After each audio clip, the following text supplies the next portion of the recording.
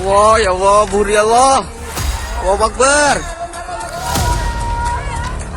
Allah.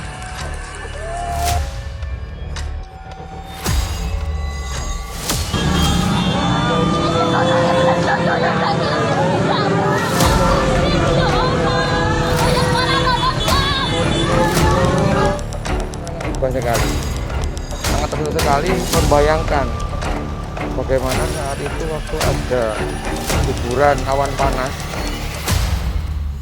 perasaan dan cerita seorang ibu untuk menenangkan anaknya dengan berpelukan dengan anaknya itu sangat penting sekali.